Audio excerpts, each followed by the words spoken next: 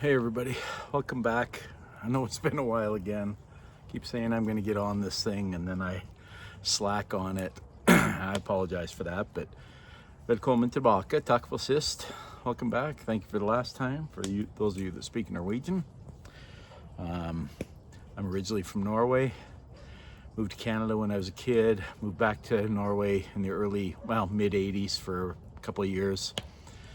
So that's what I call home. But it's Friday night, sitting out. I just got home from a long road trip and got a big Halloween party tomorrow night. So tonight is just kind of chilling, sitting by the fire, burning off some stuff that needs to be burned in the yard. Skål vänner. That means cheers in Norwegian. Hope you're all having a great week and a good start to the weekend. So, point of my video. I was going to do this several weeks ago when the shooting happened.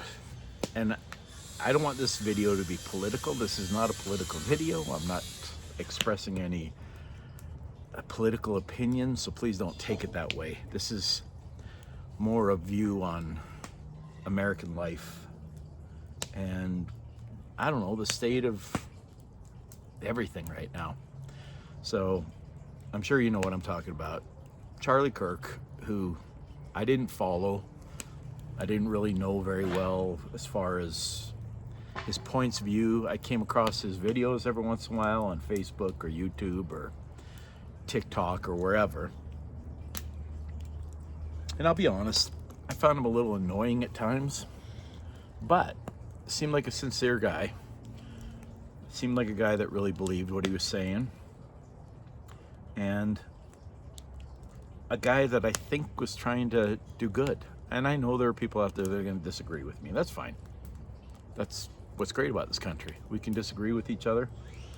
And most of us can still be friends. I know there are people out there, and that's kind of the point of this video, is the people that if you... I said I wasn't going to make this political. Hopefully you don't take this political, but if you vote for somebody else, you can't be friends with them. I don't understand that. I've never understood that. When I was growing up in the 60s, 70s, and 80s, it's not something that ever got talked about, except around major elections. But it was never, oh, you voted for so-and-so, I can't be your friend. I can't date you. We can't talk. I had girlfriends, I could not have told you one little bit of their political view. I had no idea. Nobody cared. Nobody talked about it. And I think for the most part, it's the younger generation that's kind of really gotten into that. And it makes me sad. It really makes me sad, because we used to be able to discuss stuff, disagree, and be friends. And honestly, I've got friends that definitely disagree with me politically. I disagree with them, but we're still friends. We can have an honest conversation without getting angry. And we seem to be losing that a little, not a little bit, a lot. Let's be honest, a lot. And the fact that a guy who travels around to campuses, university campuses all over the country, and talks to young people mostly, obviously, because he's on a college campus, and somebody feels the need to put a bullet in him to kill him because of what he says. This idea that is caught and hold, it's a contagion. It's evil. That words are violence. Now, there's lots of words, there's lots of talk I disagree with vehemently. I mean, if you're, a Nazi or any kind of bigot of any kind, and it's on display all the time, I'll be honest, I'd have a hard time being friends with you. I want to live in a place where we can share ideas, especially on university campuses. It's supposed to be a place where we share ideas. That's the whole idea behind going to college. But it's become so biased and so, I don't want to get into that too deep, but people have gotten so angry, and I don't understand it. I don't get it. I don't think it's good for the country.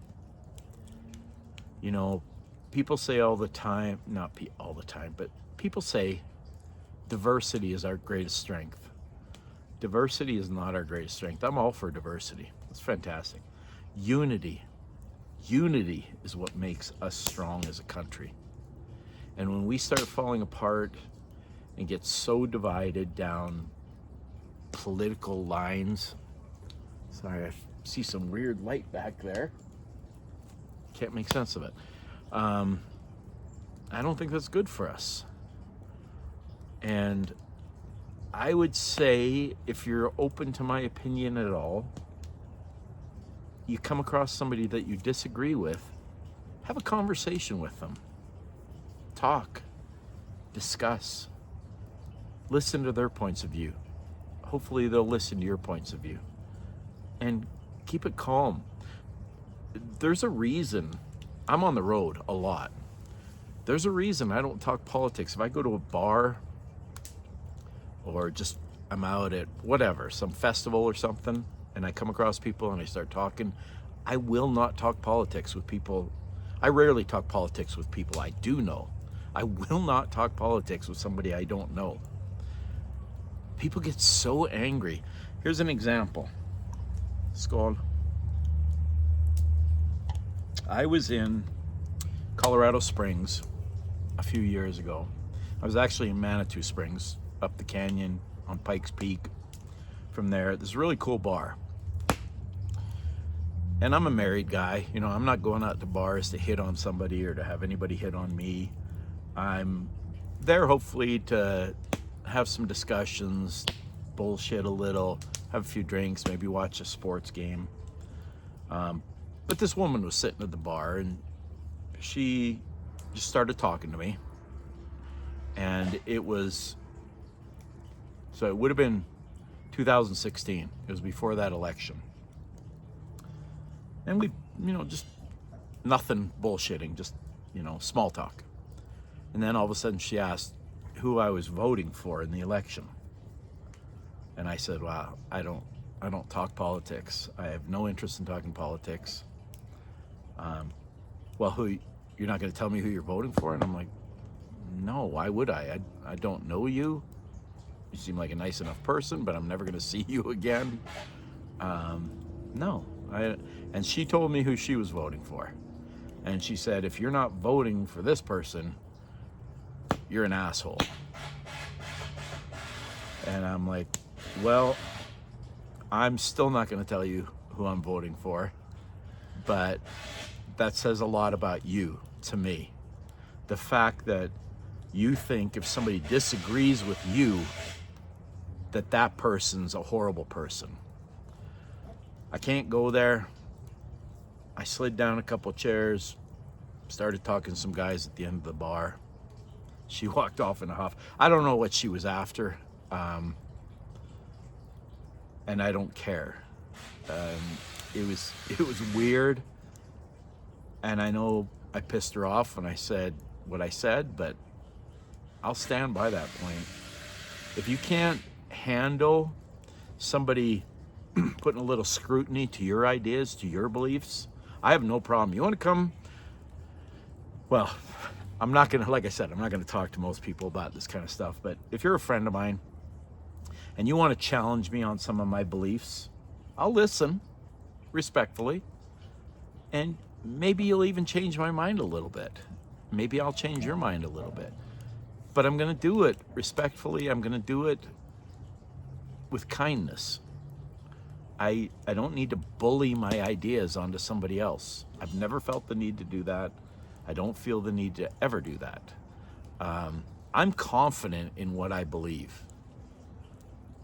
And if you believe differently than me, then you should be confident in what you believe. You shouldn't feel scared to be challenged on your beliefs.